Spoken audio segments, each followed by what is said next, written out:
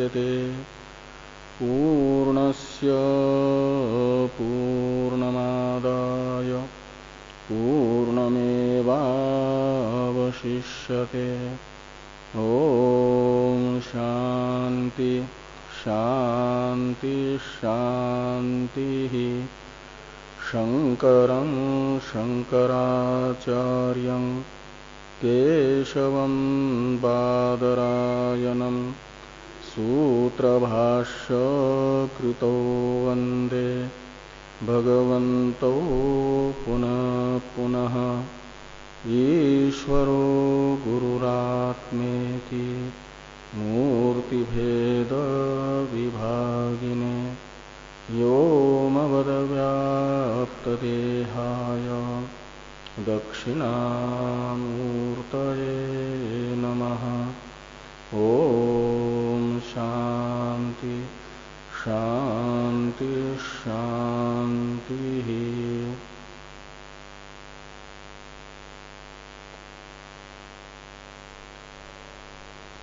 ब्रह्म सूत्र के द्वितीय अध्याय के प्रथम पाद के द्वितीय अधिकरण का विचार हम लोग कर रहे हैं। द्वितीय अधिकरण अतिदेशात्मक है, इसलिए पूर्व अधिकरण के जो संबंधादि अंश थे वे ही इस अधिकरण पे भी रहेंगे। तो एतेन योगः प्रत्युक्त इस सूत्र से भगवान वेद व्यास जी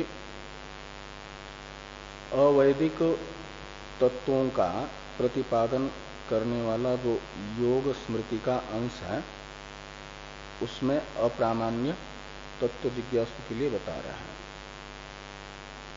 तो एतेन योगः प्रत्युक्त में एतेन शब्द का अर्थ हुआ सांख्य स्मृति का निराकरण करने के लिए जो हेतु बताए उन्हीं हेतुओं से योग स्मृति का भी प्रत्याख्यान होता है, ऐसा समझना चाहिए। वेद विरुद्धता तथा प्रमाण अमूलकत्व ये दो हेतु सांख्य स्मृति के प्रत्याख्यान में पूर्व अधिकरण में बताए गए थे। उन्हीं हेतुओं से तत्वांश में योग स्मृति का भी निराकरण होता है। सांख्य स्मृति जिन वैदिक प्रधानादि तत्वों को बता रही है उन्हीं तत्वों का योग स्मृति में भी कारण तथा कार्य के रूप में वर्णन है और प्रधान का कारण के रूप में महत्तत्व का कार्य महत्तत्वादि का प्रधान के परिणामात्मक कार्य के रूप में।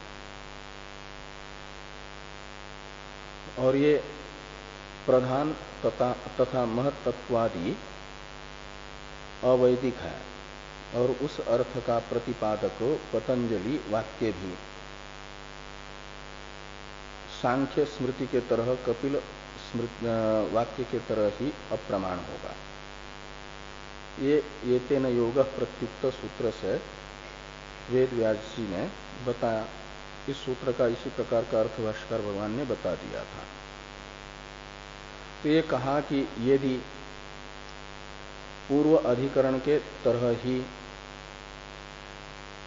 इस अधिकरण के पूर्व पक्ष का निराकरण पूर्व अधिकरण में बताए गए हेतुओं से ही होना है, तो अलग से इस अतिदेशात्मक अधिकरण की रचना करने की भी आवश्यकता नहीं थी। क्यों अलग रचना की? इस प्रकार की आशंका का समाधान करते हुए भाष्कर भगवान ने बताया कि अस्ति ही अत्र अभ्यधिका शंका। यहां से प्रारंभ करके भाष्कर भगवान ये बता रहे हैं कि अतिदेशात्मक अधिकरण की आवश्यकता है, क्योंकि यहां पर अतिदेश अधिकरण के द्वारा जिस योग स्मृति का प्रत्याख्यान करना है वह योग स्मृति सर्वथा अवैदिक नहीं है। कुछ वैदिक अंश भी इसमें है, बहुत सा वैदिक अंश है, थोड़ा सा वेद विरुद्ध अंश है। तो जो अष्टांग योग रूप अर्थ है उसे तो योग भी क्या वेद भी तत्व ज्ञान के उपाय के रूप से बताता है। तो पतंजलि जी ने भी तत्व ज्ञान के उपाय के रूप से योग का निरूपण किया है। इसलिए इस अंश में तत्व ज्ञान का उपाय अष्टांग योग है, इतने अंश में तो योग स्मृति वैदिक है, वेद मूलक है।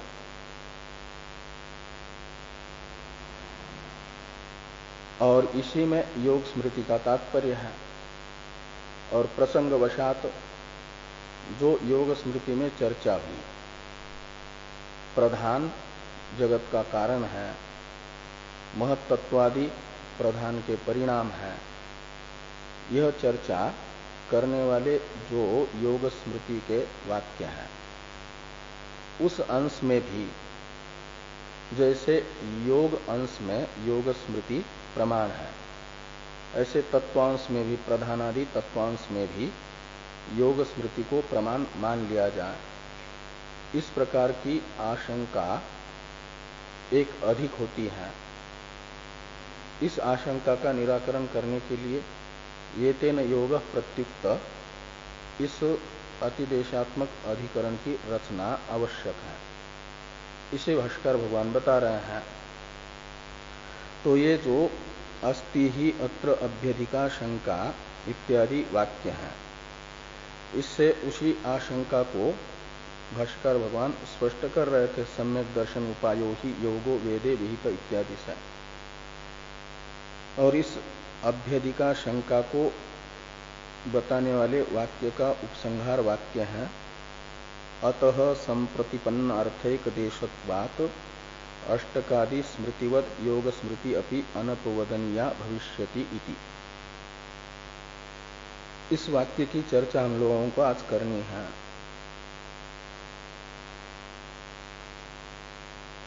तो अतः का अर्थ है, अतः के ही अर्थ को स्पष्ट करने के लिए अतः शब्द के बाद में जो पंचमेंत पद है वो अतः शब्दार्थ को स्पष्ट करता है। संप्रतिपन्नार्थैक देशत्वात्, ये पंचमेंत पद है, ये अतः शब्द का ही अर्थ बता रहा है। संप्रतिपन्न अर्थैक देशत्व कहा जाता है। संप्रतिपन्न का अर्थ है प्रामाणिक, यानी प्रमाण से निर्धारित। तो जिस ग्रंथ का अर्थैक देश यानी प्रतिपाद्य विषय का एक अंश अर्थैक देश कहलाता है, वो है प्रतिपन्न यानी प्रमाण से निश्चित, प्रमीत। संप्रतिपन्न का पर्याय है प्रमीत, प्रमाण से निर्धारित। तो संप्रतिपन्न है अर्थैक देश जिस ग्रंथ का, उस ग्रंथ को कहा जाता है संप्रतिपन्नार्थैक देश। उसमें एक धर्म रहेगा संप्रतिपन्नार्थैक देशत्व,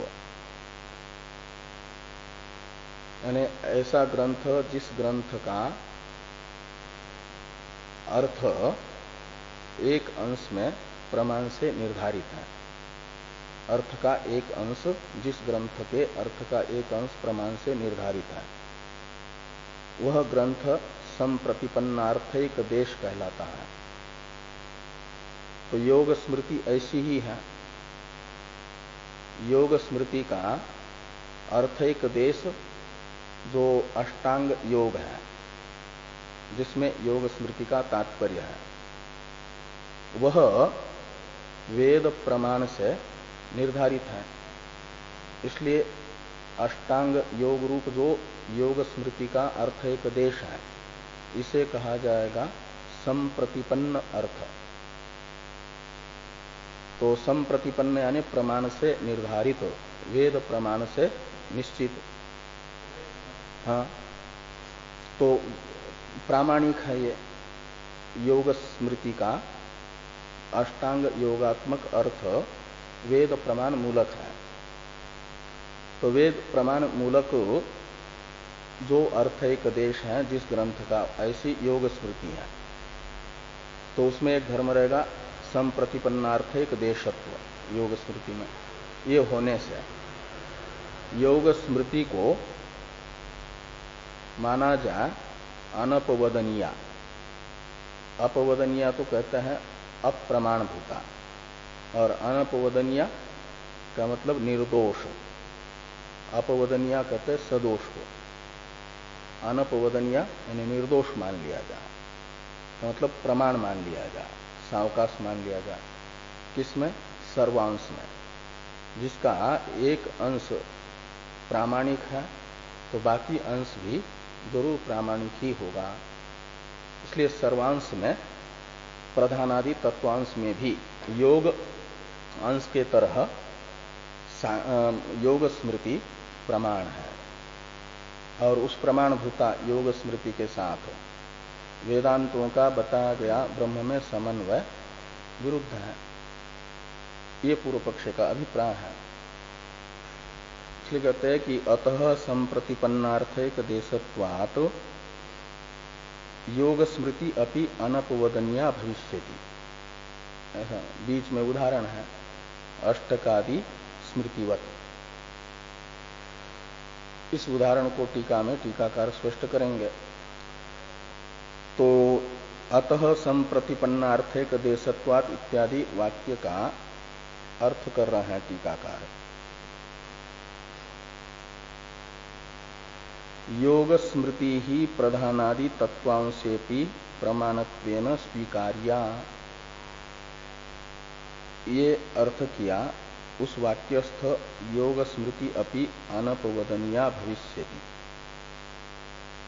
इतने अंश का अर्थ है पूर्व पक्ष की प्रतिज्ञा कि योग स्मृति ही प्रधानादि तत्वांशेपि प्रमाणत्वेन स्वीकार्या, ये पूर्व पक्ष की प्रतिज्ञा है। वह प्रतिज्ञा पूर्व पक्षी ने बताई भाष्य में, योग स्मृति अपि अनपवदनीया भविष्यति, इन शब्दों से। उन्हीं शब्दों का अर्थ टीका में टीकाकार ने इस प्रकार किया। ये प्रतिज्ञा अंश है।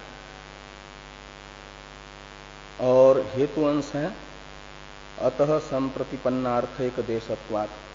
शुरू में जो पद है, ये जो संप्रतिपन्नार्थक देशत्वात् पद है, इसका विग्रह है टीका में संप्रतिपन्नः यानी प्रामाणिको अर्थैक देशो योग रूपो यस्याः तत्वात् इत्यर्थ। संप्रतिपन्नार्थैक देशत्वात्, इस पद का अर्थ कर दिया टीका में टीकाकार ने। संप्रतिपन्न शब्द का अर्थ कर दिया प्रामाणिक यानी प्रमाणमूलक, प्रमाण से निर्धारित है। अर्थैक देश, वो कौन है अर्थैक देश? योग रूप अर्थैक देश, अष्टांग योग। योग स्मृति का अष्टांग योग रूपी अर्थ संप्रतिपन्न है यानी प्रामाणिक है, वेद रूपी प्रमाण से निश्चित है, निर्धारित है। तो ऐसा संप्रतिपन्न है यानी प्रामाणिक है योग रूप अर्थैक देश, जिस स्मृति का, योग स्मृति का, यस्याः यानी यस्याः योग स्मृते, उस योग स्मृति को कहा जाएगा संप्रतिपन्न अर्थैक देश, देशा योग स्मृति। और उसमें एक धर्म रहेगा संप्रतिपन्न अर्थैक देशत्व, उसे तत्वात् शब्द से कहा। ये हेतु हुआ। सांख्य स्मृति क्या नाम, योग स्मृति को प्रधानादि तत्वांश में भी प्रमाण के रूप में क्यों स्वीकार करना है? कहते इसलिए कि योग स्मृति का योगात्मक एक देश वेद प्रमाण से निर्धारित है, प्रामाणिक है, तो बाकी अंश भी उसका प्रामाणिक ही मान लिया जाए। इस प्रकार ये पूर्व पक्ष का अभिप्राय है। और इसे समझाने के लिए दृष्टांत है अष्टकादि स्मृतिवत। तो अष्टकादि स्मृति है, अष्टकाहा कर्तव्या एक स्मृति वाक्य है, गुरुहु अनुगंतव्य यह भी स्मृति वाक्य है। इनको कहा जाता ये अष्टकादि स्मृति शब्द से इन वाक्यों को लेना।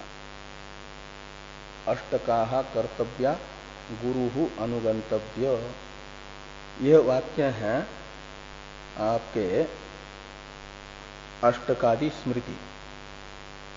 और इन वाक्यों का प्रत्यक्ष वेद के साथ कोई विरोध नहीं है।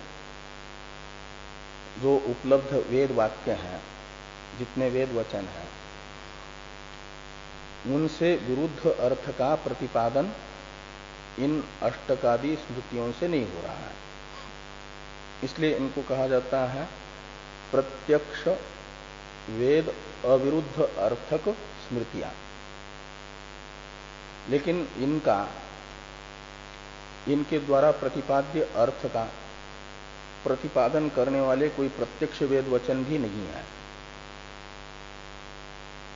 कोई प्रत्यक्ष वेद वचन नहीं मिल रहा है जो ये बता दे अष्टका कर्तव्या इत्यादि वाक्यों के द्वारा प्रतिपादित अर्थ वैदिक है, वेद प्रतिपादित है।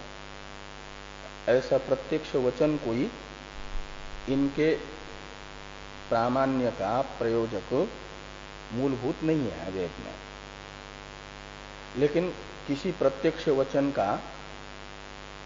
के द्वारा प्रतिपादित अर्थ के साथ इन अष्टका कर्तव्या इत्यादि वाक्यों के द्वारा उक्त अर्थ का विरोध भी नहीं है। इसलिए फिर क्या किया जाता है, तो इन प्रत्यक्ष वेद अविरुद्ध अर्थक स्मृतियों में वेद मूलकत्व की कल्पना की जाती है। इनके मूलभूत वेद वचनों का अनुमान किया जाता है। वो जो वेद वचन होंगे उन्हें कहा जाता है अनुमित श्रुति, अनुमेय श्रुति। तो वो जो अनुमेय श्रुति है तन्मूलक, ये अष्टकादि स्मृतियां होने से इनमें भी प्रत्यक्ष वेद मूलकत्व तो नहीं है, लेकिन अनुमेय वेद मूलकत्व होने से प्रामाण्य है। इनमें भी उनके द्वारा प्रतिपादित अर्थ प्रत्यक्ष वेद मूलक नहीं अपितु अनुमेय वेद मूलक है। इसलिए प्रामाणिक है। उस अंश में ये अष्टकादि स्मृतियां भी प्रमाण है। इस अर्थ का निर्धारण पूर्व मीमांसा में हुआ है, इसे यहां पर कह रहे हैं टीका में टीकाकार कि अष्टकाहा कर्तव्या गुरुहु अनुगंतव्य इत्यादि स्मृतीनाम वेद अविरुद्ध अर्थकत्वात् मूल श्रुति अनुमानेन प्रामाण्यम उक्तम प्रमाण लक्षण है। यानी प्रमाण प्रामाण्य का विचार करने वाला जो अध्याय है पूर्व मीमांसा का, वो है प्रमाण लक्षण।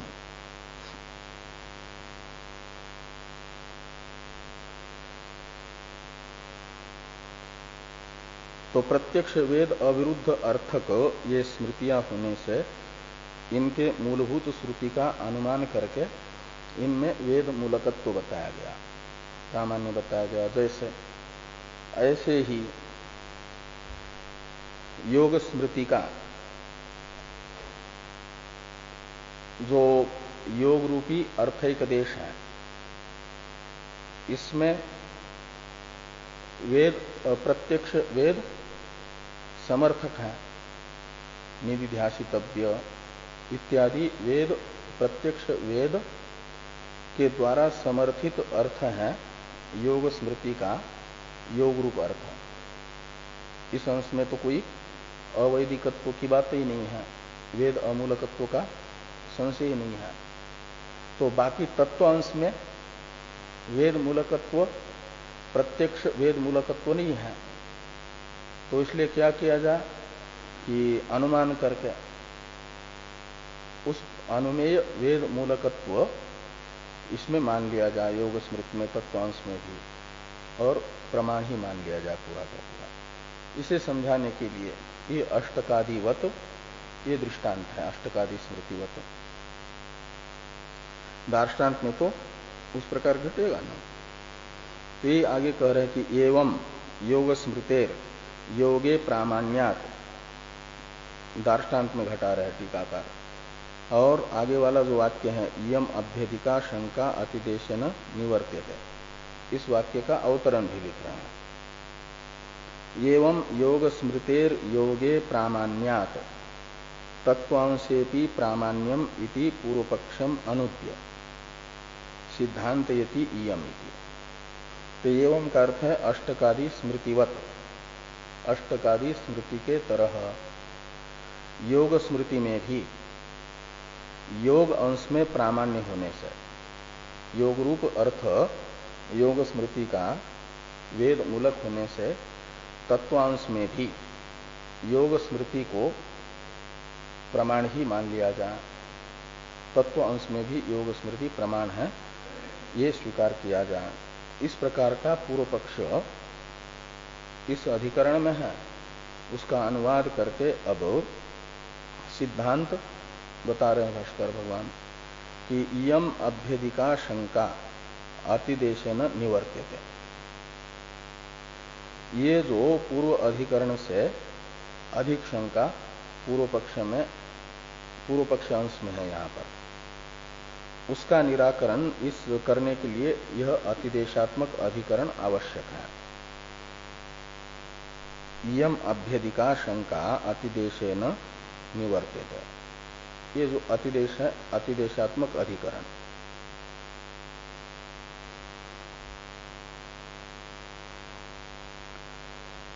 अर्थैक देश संप्रतिपत्तौ अपि अर्थैक देश विप्रतिपत्तेः पूर्वोक्तायाः दर्शनात्। क्यों ये तत्वांश में योग स्मृति में प्रामाण्य का निराकरण किया जा रहा है? कहते इसलिए कि अर्थैक देश संप्रतिपत्तौ अपि, जो योग स्मृति का अष्टांग योगात्मक अर्थैक देश है वह प्रामाणिक होने पर भी, वैदिक होने पर भी, जो अन्य अर्थैक देश है प्रधानादि तत्व रूप, उसमें विप्रतिपत्ते है, यानी विप्रतिपत्ति कहते हैं विरोध को। वह योग स्मृति का प्रधानादि तत्वांश प्रत्यक्ष वेद विरुद्ध होने से, अर्थैक देश विप्रतिपत्ति का अर्थ है योग स्मृति के प्रधानादि तत्वरूप अर्थ का यतो वा इमानि भूतानि जायन्ते इत्यादि प्रत्यक्ष वेद के साथ विरोध होने से वह अप्रमाण ही है। योग अंश में, क्या नाम, योग अंश में प्रमाण होने पर भी तत्वांश में अप्रमाण है।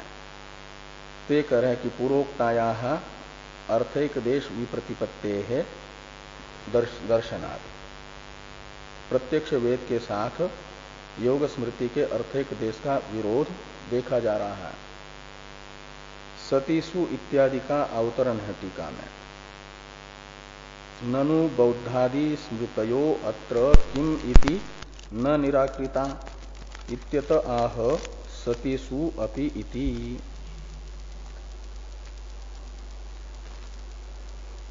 कि बौद्धादि स्मृतियों का यहां पर निराकरण क्यों नहीं किया गया? क्यों सांख्य स्मृति और योग स्मृति के ही पीछे पड़ गए वेद व्यास जी? ये तो पूर्ण रूप से अवैदिक है। पूर्ण रूप से अवैदिक बौद्धादि स्मृतियों का निराकरण करने के लिए क्यों प्रयास नहीं किया? और वैदिक आंशिक तो वैदिकत्व ही है सांख्य स्मृति में, और योग स्मृति में, उनका निराकरण क्यों कर रहे हैं? ये शंका हुई कि ननु बौद्धादि स्मृतयो अत्र किम इति न निराकृता। इस आशंका का समाधान करने के लिए भाष्यकार भगवान कह रहे हैं कि सतीषु अपि अध्यात्म विषयासु बभीषु स्मृतिषु सांख्य योग स्मृत्योरेव निराकरणे यत्नः कृतः। कहते हैं बहुत सी अध्यात्म विषयक स्मृतियां हैं बौद्धादि, तो भी उन अनेकों स्मृतियों में से सांख्य स्मृति और योग स्मृति का ही निराकरण करने के लिए यहां पर वेद व्यास जी ने खूब प्रयत्न किया। तो सांख्य स्मृति और योग स्मृति के निराकरण में प्रयत्न का कारण बताया जा रहा है सांख्य योगो इत्यादि से, कि सांख्य योगो ही परम पुरुषार्थ साधनत्वेन लोके प्रख्यातौ शिष्टैश्च परिगृहीतौ लिंगेन च श्रौतेन उपबृंहितौ तत्कारणं सांख्य योगाभिपन्नम ज्ञात्वा देवम उच्यते सर्वोपासैहि इति। तो ये कह रहे हैं कि अनेक आध्यात्म विषयक स्मृतियां होने पर भी सांख्य स्मृति के ही निराकरण में वेद व्यास जी का जो प्रयास है उसका ये हेतु है कि लोक में निःश्रेयस के साधन के रूप में, निःश्रेयस के साधन को बताने वाले ग्रंथ के रूप में सांख्य और योग प्रसिद्ध है। सांख्य स्मृति के द्वारा प्रतिपादित प्रकृति पुरुष का विवेक निःश्रेयस के साधन के रूप में लोक में प्रख्यात है। आत्मानात्म विवेचन, प्रकृति पुरुष का विवेक, प्रकृति पुरुष का विवेक होने से मोक्ष हो जाता है, मुक्ति मिलती है। ऐसे समाधि से मुक्ति मिल जाती है योग से। तो ये सांख्य तथा योग ये दोनों मोक्ष के साधनत्वेन रूपेण लब्ध प्रतिष्ठा है, इनकी ख्याति है। और ये बताना है कि केवल प्रकृति पुरुष के विवेक मात्र से मोक्ष नहीं हो सकता। वेद प्रकृति पुरुष का विवेक मात्र निःश्रेयस का साधन नहीं बता रहा है। योग मात्र को निःश्रेयस का साधन वेद नहीं बता रहा है। और निःश्रेयस के साधन के रूप में मुमुक्षु जगत में मोक्ष चाहने वाले जो विश्व के सदस्य हैं वो है मुमुक्षु जगत। और मुमुक्षु जगत में मुमुक्षुओं के व्यवहार में मोक्ष के उनके अभिष्ट मोक्ष के साधन के रूप से बहुत से मुमुक्षुओं में ये मोक्ष के साधन के रूप से निर्धारित हो चुके हैं, प्रतिष्ठित हो चुके हैं। लेकिन वेद ये बता रहा है कि नान्य पंथा विद्यते अयनाय, तमेव विदित्वा अतिमृत्युमेति नान्य पंथा विद्यते अयनाय। और तम शब्द से लिया जाता है सर्वात्मा ब्रह्म, सभी की प्रत्येगात्मा रूप जो ब्रह्म है उसी का आत्म रूप से अनुभव मोक्ष का साधन है, दूसरा कोई मोक्ष का साधन नहीं है। नान्य पंथा विद्यते अयनाय, ये श्रुति बता रही है। तो प्रकृति पुरुष का विवेचन होने मात्र से समस्त जगत का अधिष्ठान का आत्मरूप से अनुभव सांख्य स्मृति के अनुसार नहीं हो पाता, क्योंकि वे तो पुरुषों का स्वतः ही भेद मानते हैं। उनके यहां एक आत्मा नहीं है, अनेक आत्मा है। और प्रकृति भी स्वतंत्र है आत्मा के तरह सत्तावती, इसलिए प्रकृति का बाध नहीं होता और आत्मा का एकत्व निश्चय नहीं होता। प्रकृति पुरुष का विवेक होने मात्र से भी इतना मात्र होता है कि प्रकृति अलग है, पुरुष अलग है, दोनों का भी अपना स्वतंत्र अलग अलग अस्तित्व है। इतना निश्चय होने मात्र से मुक्ति मिल जाए ये संभव नहीं। प्रकृति का बाध होना आवश्यक है और पुरुष का एकत्व निर्धारण आवश्यक है। वह वैदिक तत्वमशादी वाक्यों से उत्पन्न अहम ब्रह्मास्मि साक्षात्कार से मात्र संभव है। मोक्ष का अर्थ ही है कि प्रकृति का बाध हो जाए तो और आत्मा का स्वरूप में अवस्थान हो जाए, पुरुष का अपने वास्तविक स्वरूप में अवस्थान हो जाए, पुरुष अपने वास्तविक स्वरूप में स्थित हो जाए और द्वैत समूल बाधित हो जाए, यही मोक्ष है। तो अहम ब्रह्मास्मि इत्याकारक साक्षात्कार ही पुरुष को उसके वास्तविक स्वरूप में स्थित करने का उपाय है और अध्यास के समूल निवृत्ति का, समूल बाध का उपाय भी अहम ब्रह्मास्मि इत्याकारक साक्षात्कार मात्र है, ये वेद बता रहा है। और वही निःश्रेयस है, मोक्ष है, द्वैत का बाध और अद्वैत में, अद्वैत ब्रह्म में अवस्थान आत्मरूप से। इसका उपाय प्रकृति पुरुष का विवेक मात्र नहीं है, लेकिन प्रकृति पुरुष का विवेक ही निःश्रेयस के साधन के रूप से मुमुक्षु जगत में प्रतिष्ठा को प्राप्त हो चुका है, प्रख्यात हो चुका है। कब? ब्रह्म सूत्र की रचना जब की जा रही थी उस समय। और योग मोक्ष के साधन के रूप से प्रतिष्ठित है। तो वेद व्यास जी ने वेद के मोक्ष साधन को निर्धारित करने के लिए तो वेदांत का तात्पर्य निर्धारित करने के लिए तो वेदांत मीमांसा रूप ब्रह्म सूत्र की रचना की है कि वेदांत का अभिप्राय प्रकृति पुरुष के विवेक मात्र को मोक्ष के साधन के रूप में बताना नहीं है, इसलिए उसका प्रत्याख्यान करना आवश्यक समझा। तो ये कह रहे हैं कि सतीषु अपि अध्यात्म विषयासु बभ्यसु स्मृतिषु सांख्य योग स्मृत्योरेव निराकरणे यत्नः कृतः। सांख्य स्मृति और योग स्मृति का ही निराकरण करने के लिए प्रयत्न किया गया, क्योंकि कहते सांख्य योगो ही परम पुरुषार्थ साधनत्वेन लोके प्रख्यातो और शिष्टैश्च परिगृहीतो, और शिष्टों ने भी एक तो इनकी ख्याति है मोक्ष साधनत्वेन रूपेण, और सांख्य तथा योग का शिष्टों ने ग्रहण भी किया है, इसलिए शिष्ट परिगृहीतत्व भी है इनके द्वारा इनमें। और वेद में लिंग भी है, इसलिए कहते लिंगे न च स्रोतेन उपबृंहितो।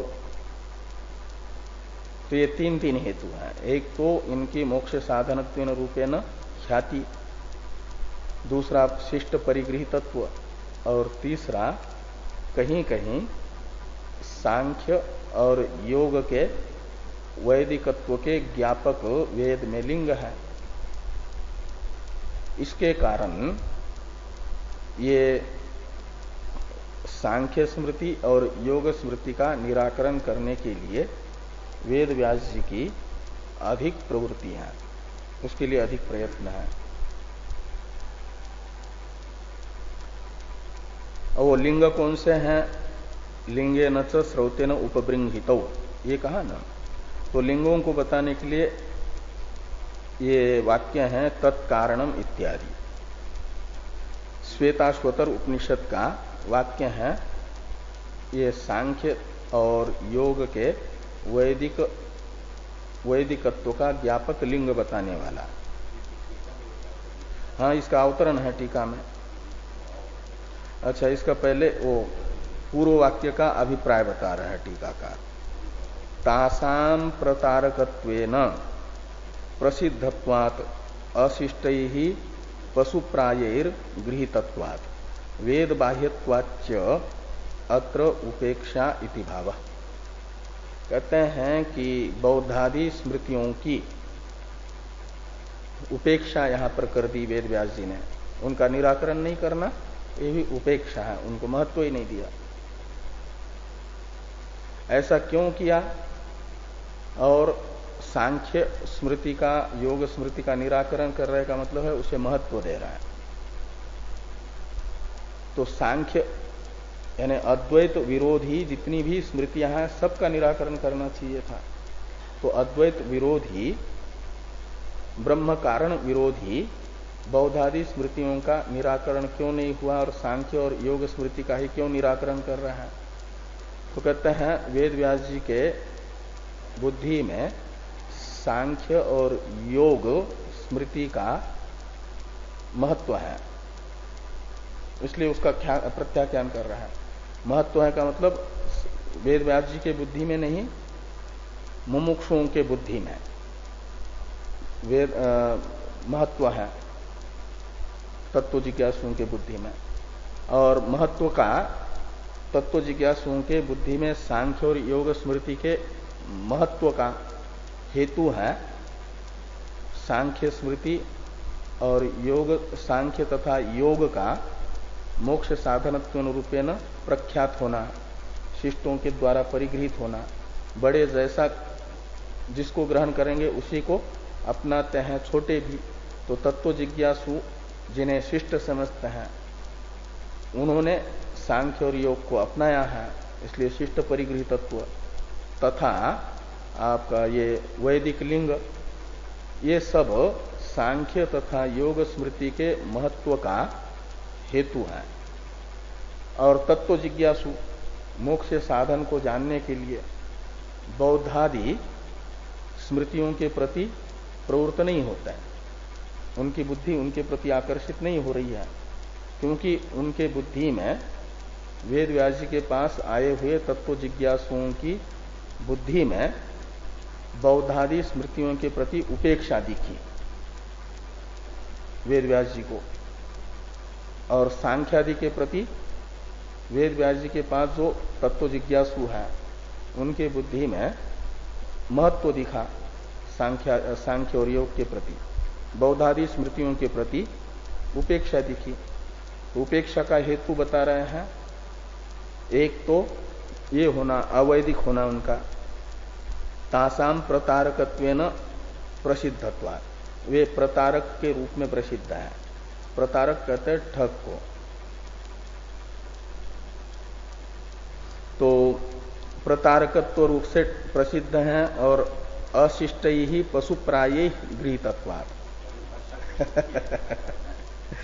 और वेद बाह्यत्वाच्च, ये सब होने के कारण उनकी उपेक्षा है।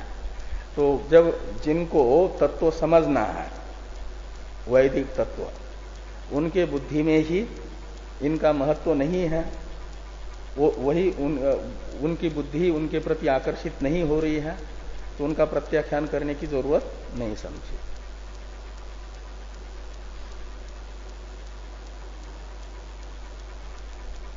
तत्कारणम इत्यादि का भाष्य में दर्शन किया जाए। तत्कारणम सांख्य योग अभिपन्नम ज्ञात्वा देवम मुच्यते सर्वोपासयि ही इति। तो ये कहते हैं कि ये जो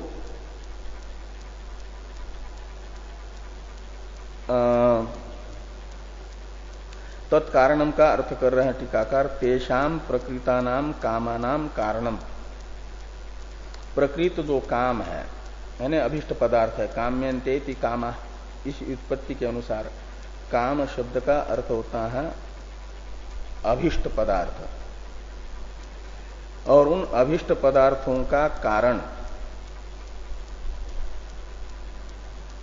वो है जो आप्तकाम होगा और सभी के अभिष्ट को प्रदान करने की सामर्थ्य जिसमें होगी, शक्ति जिसमें होगी, जो आप्तकाम होता हुआ सर्वशक्तिमान होगा, वह सभी के अभिष्ट पदार्थों का कारण बनेगा। इसलिए तत्कारणम ये देवम का विशेषण है। तो तेषाम प्रकृतानाम कामानाम कारणम, वो कौन है? तो देवम, जो वहां है ना देवम ज्ञात्वा, उसी देवम के विशेषण है तत्कारणम मूल श्रुति में, और सांख्य योगाभिपन्नम, ये दो विशेषण है देवम के। और तत्कारणम इस विशेषण का अर्थ हुआ सभी के अभिष्ट पदार्थों की पदार्थों को प्रदान करने की शक्ति है जिसमें, वो है तत्कारण, वो देव। और सांख्य योगाभ्याम, अब ये सांख्य योगाभिपन्नम का अर्थ कर रहे हैं, सांख्य योगाभ्याम विवेक ध्यानाभ्याम अभिपन्नम। सांख्य शब्द का अर्थ है विवेक और योग शब्द का अर्थ है ध्यान। तो सांख्य योगाभ्याम सांख्य योगाभिपन्नम का अर्थ हुआ, अभिपन्नम का अर्थ है ज्ञातम। तो विवेक और ध्यान से प्रत्यक्षतया प्राप्तम, अभिपन्नम का अर्थ है देवम ज्ञात्वा, सांख्य यानी विवेक तथा ध्यान से प्रत्यक्ष आत्मा के रूप में जो प्राप्त हुआ है, ऐसे देव को यानी चेतन को जान करके सभी बंधनों से मुक्त हो जाता है जानने वाला। ये जो श्वेताश्वेतर उपनिषद हैं, ये सभी बंधनों से मुक्ति रूपी जो निश्रेयस है, मोक्ष है, परम पुरुषार्थ है,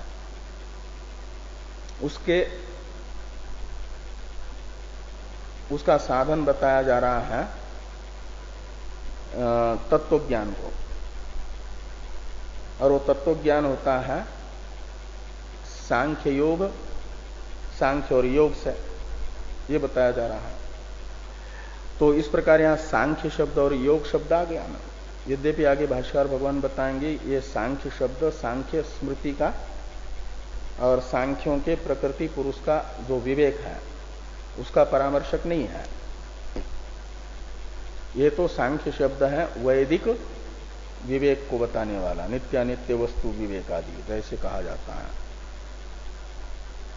अतो अन्यत आर्तम, इसमें अतः शब्द का अर्थ है वैदिक आत्मा, और उससे अन्यत आर्त है यानी कल्पित है, वाचारंभण है।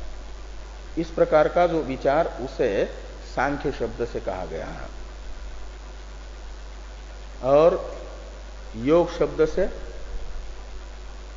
कहा गया है, वो जो पातंजल दर्शन का योग भी लेंगे तब भी वो योग भी वैदिक है। उतने अंश में तो भाष्यकार भगवान ने बताया कि वैदिकत्व है।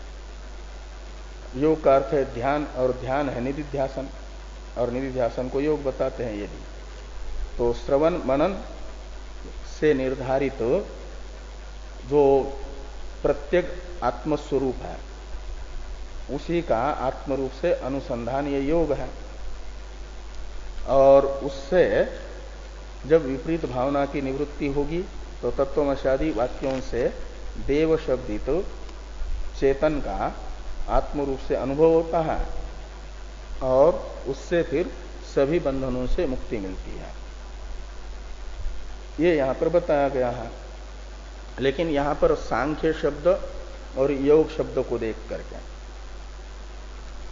लोग जो लोक में प्रसिद्ध सांख्य स्मृति है और योग स्मृति है उसी को लेते हैं और समझते हैं कि ये वैदिक है, लिंग है, और इसके कारण ये महत्व उनके बुद्धि में बैठता है।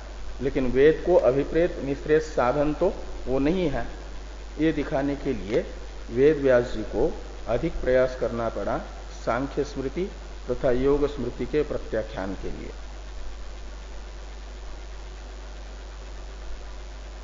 तो टीका में है कि तेषाम प्रकृतानाम कामानाम कारणम सांख्य योगाभ्याम विवेक ध्यानाभ्याम अभिपन्नम प्रत्यक्तया प्राप्तम देवम ज्ञात्वा सर्वोपासै ही यानी अविद्यादिभिर मुच्यते इत्यर्थ।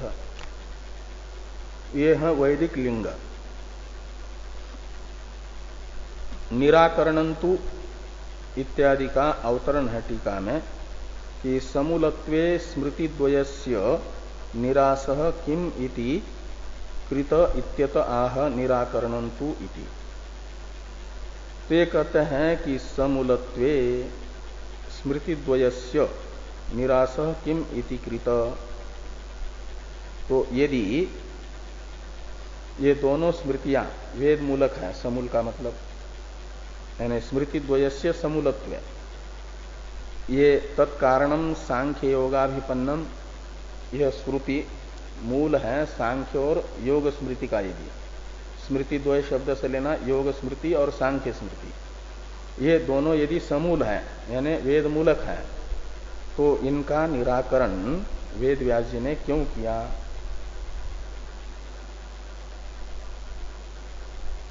तो इस प्रकार की शंका का समाधान करने के लिए भाष्यकार भगवान लिखते हैं, निराकरणंतु न सांख्य ज्ञानेन वेद निरपेक्षेण योग मार्गेण वा निश्रेयस समधिगम्यते इति। कहते इस अंश में इति हेतु हो निराकरणम कृतम, ऐसा जोड़ दीजिए। कहते निराकरण तो इसलिए किया गया कि ये कहना है कि सांख्य ज्ञानेन यानी सांख्य स्मृति में जो प्रकृति पुरुष का विवेक रूप ज्ञान है उसे सांख्य ज्ञान कह रहे हैं। प्रकृति पुरुष का विवेक रूप जो ज्ञान वह है सांख्य ज्ञान। यहां सांख्य ज्ञान से लेना सांख्य स्मृति में मोक्ष के साधन के रूप से बताया गया प्रकृति पुरुष का विवेक रूप ज्ञान, वो सांख्य ज्ञान ने तृतीयांत पद का अर्थ है। उतने मात्र से कहते हैं निश्रेयसम न अधिगम्यते, प्रकृति पुरुष का सांख्य स्मृति के अनुसार विवेक करने मात्र से मोक्ष की प्राप्ति नहीं हो सकती, ये वेद व्यास जी समझ रहे हैं। इसलिए सांख्य स्मृति का और योग स्मृति का निराकरण है। ते कहते हैं क्योंकि वो वेद निरपेक्ष हैं, प्रकृति पुरुष का विवेक के लिए वे कहते हैं कि जैसा प्रकृति का स्वरूप हमने बताया और पुरुष का जैसा स्वरूप बताया उतने को मात्र अलग अलग करके जान लो। प्रकृति है, शरीर इंद्रिया मन बुद्धि भी प्रकृति का ही परिणाम है उनके यहाँ, वेदांत में भी ऐसा ही है। और इस शरीर इंद्रिय मन बुद्धि रूपी प्रकृति का तथा आत्मा रूपी पुरुष का भेद ज्ञान नहीं है, अविवेक है, इसी को अविवेक कहा जाता है। तो ये जो विवेकाग्रह है, इसी विवेकाग्रह के कारण पुरुष का अजन्मा पुरुष का जन्म भी प्रतीत हो रहा है और न मरने वाला जो पुरुष है उसकी मृत्यु भी प्रतीत हो रही है और अनेक प्रकार के बंधन उसमें प्रतीत हो रहा है। इसलिए क्या करो, तो शरीर इंद्रिय मन बुद्धि रूप से परिणत हुई प्रकृति से पुरुष का विवेचन कर लो, उसे अलग जान लो। तो अलग जानने मात्र से फिर मुक्ति मिल जाएगी, ऐसा सांख्यों का कथन है। वो है सांख्य ज्ञान, लेकिन कहते वह वेद निरपेक्ष है, यानी तत्वमशादी वाक्य मूलक नहीं है। तत्वमशादी वाक्य तो ये बता रहा है कि तत्पदार्थ शोधन त्वम पदार्थ शोधन पूर्वक जो फिर विरोधी अंश का त्याग अविरोधी अंश का ग्रहण रूपी भाग त्याग लक्षणा से अहम ब्रह्मास्मि इत्याकारक साक्षात्कार से प्रकृति का बाध करो, द्वैत का बाध करो तो स्वरूप में अवस्थान हो जाएगा। ऐसा ये प्रकृति का बाध करने के लिए नहीं कहते। इसलिए वेद निरपेक्ष जो प्रकृति पुरुष का विवेक उतने मात्र से निश्रेयस संभव नहीं है। इसलिए ये इस अंश में सांख्यों का निराकरण है। योग मार्ग मात्र से भी केवल वेद निरपेक्ष योग ही करते जाएंगे तो उनके यहां भी इतने अंश में तो वो प्रकृति और पुरुष का स्वरूप वैसा ही मानता है। कैसा? जैसा सांख्यों ने माना है। अनेक पुरुष हैं, उसमें पुरुष विशेष ईश्वर है जिसमें स्वतः ही अविद्यादि पंचक्लेश नहीं है, और बाकी में तो अविद्यादि पंचक्लेश है और उसकी यम नियम आदि अष्टांग योग से निवृत्ति होती है, उसको हटाना पड़ता है। मतलब वास्तविक है उनके यहाँ पंचक्लेश, अविद्यादि पंचक्लेश, और उसके लिए अनुष्ठान की जरूरत है। वो अनुष्ठान है यम नियमादि पूर्वक समाधि का अनुष्ठान। वो करने से वास्तविक अविद्यादि पंचक्लेशों की निवृत्ति होगी, और निवृत्ति होने जिसकी निवृत्ति हो गई वो मुक्त है, और जिसके अंदर अभी विद्यमान है वो बद्ध है। ऐसे अनेक पुरुष हैं योगियों के भी। हाँ, लेकिन वो स्वरूप कैसा? हाँ, तदा दृष्टु स्वरूप अवस्था नहीं, ये सूत्र है उनका। लेकिन वो स्वरूप कौन सा? अविद्यादि पंचक्लेशों से रहित जो स्वरूप है, शुद्ध स्वरूप है। लेकिन वो शुद्ध त्वम पदार्थ का शोधन मात्र हुआ। वो तत्पदार्थ जो पुरुष विशेष है उसमें आत्मरूप से अवस्थान ये नहीं कहते,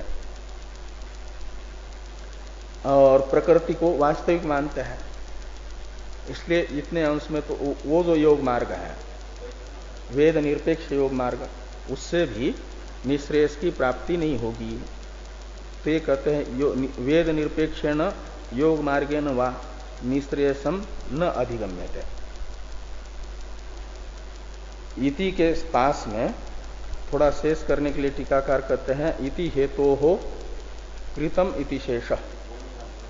हाँ, वो पूर्ण विराम की जरूरत नहीं। इति हेतो हो कृतम इति शेष, यानी इस कारण से निराकरणं तु कृतम, वो कृतम का अन्वय निराकरण के साथ है। बाकी की चर्चा कल करते हैं।